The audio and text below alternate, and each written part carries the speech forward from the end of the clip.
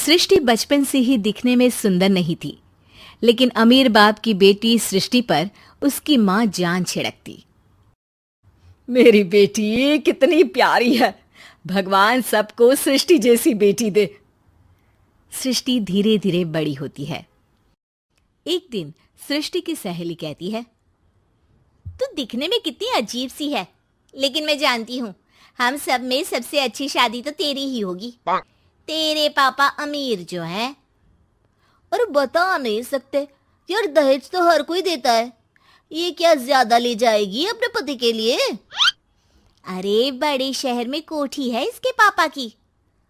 अरे पापा की है ना, कौन सी इसकी है? इसकी होती तब तो कोई भी लड़का इससे शादी कर लेता। अरे पापा की मतलब पापा की है तो मेरी ही है ना? किसने कहा? अब तेरी तो तब होगी ना जब तेरा भाई ना हो। वैसे भी शादी के बाद सारी प्रॉपर्टी भाई के नाम होती है। सृष्टि समझ जाती है कि उसे किसी भी हालत में माँ बाप की सारी प्रॉपर्टी को अपने नाम करना है, लेकिन कैसे? एक दिन सृष्टि का भाई शीनू कहता है, बहन क्या कर रही है? तुझसे एक बात करनी है।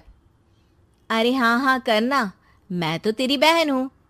बहन मेरी लाइफ में ना एक लड़की है, बहुत अच्छी है। मैं सोच रहा हूँ माँ और पापा से बात करूँ शादी के लिए।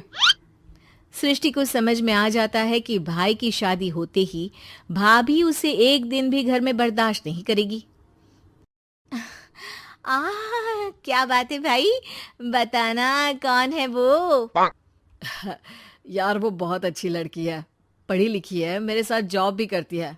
बस एक प्रॉब्लम है। प्रॉब्लम? क्या प्रॉब्लम है भाई? यार वो शादीशुदा है, लेकिन उसके पति ने उसे सिर्फ इसलिए छोड़ दिया क्योंकि उसके माँ बाप दहेज नहीं दे पाए। सृष्टि ये सुनकर न जाने क्यों खुश हो जाती है। अरे भाई तो क्या हुआ, लड़की तुझे तो पसंद है ना? शीनू को लगता है कि बहन उसे समझ रही है। वो इस बात से अनजान होता है कि उसकी बहन की मंशा पूरा घर हड़पने की है। सृष्टि अपनी माँ से कहती है, मम्मी मुझे तो बहुत चिंता है। पता है शीनू क्या कर रहा है? अरे क्या कर रहा है? वो तो काम पर जाता है और वापस घर आता है। नहीं ना माँ, वो यही तो नहीं कर रहा, बाकी सब कर रहा है।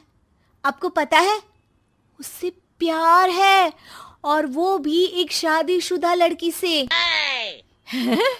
ये क्या हो गया? मैं सोसाइटी में क्या मुंह दिखाऊंगी? अरे तेरे पापा तो यही कहेंगे कि मैंने ही उसे बिगाड़ दिया है।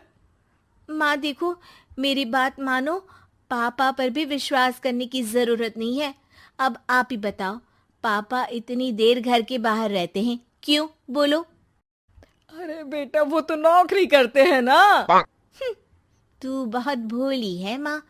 पापा का ऑफिस तो 7 बजे खत्म हो जाता है, लेकिन देखो कितनी देर से आते हैं। अरे नहीं नहीं बेटा, ऐसी कोई बात नहीं है। सृष्टि माँ को एक औरत से बात करते पिता की फोटो दिखाती है। देखो माँ, कैसे हैं पापा? मैं ना कहती थी कि पापा सही नहीं है। मैं तेरे पापा से बात करूंगी, दे फोटो मुझे। ओ माँ, वो तो डिलीट हो गई। लेकिन चल, तूने तो देख लिया ना।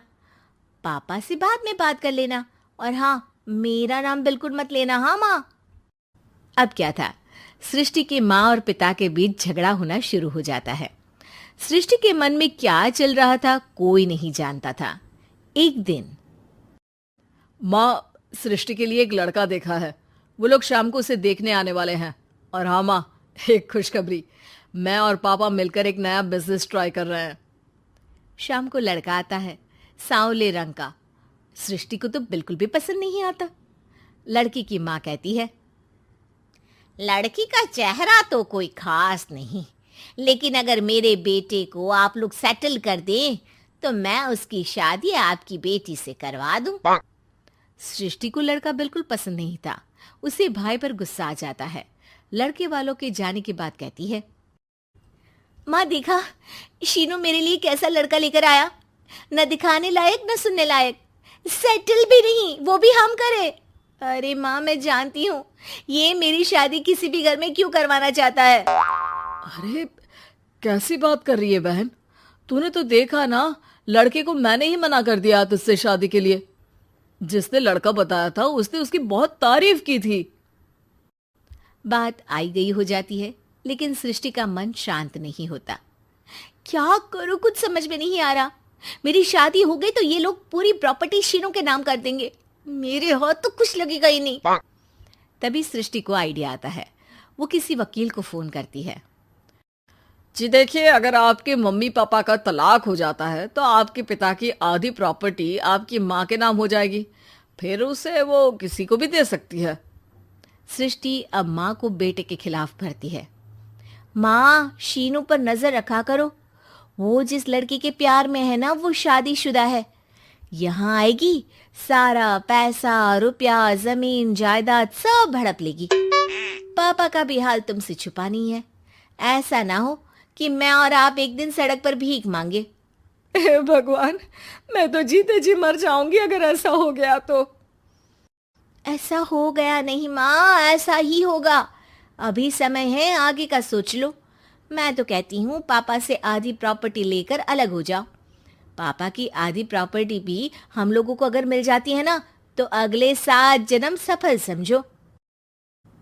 बेचारी माँ बेटी के कहने पर पति से तलाक लेकर अलग हो जाती है।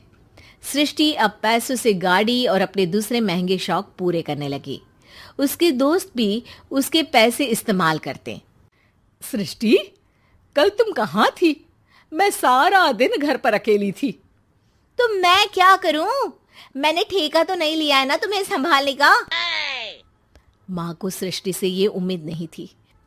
वो बैठकर रोने लगती है। वहीं उसका पति यानी कि सृष्टि के पिता आ जाते हैं। मैं जानता था कि तुम्हारा यही हाल होगा, तो आपने मुझे रोका क्यों नहीं?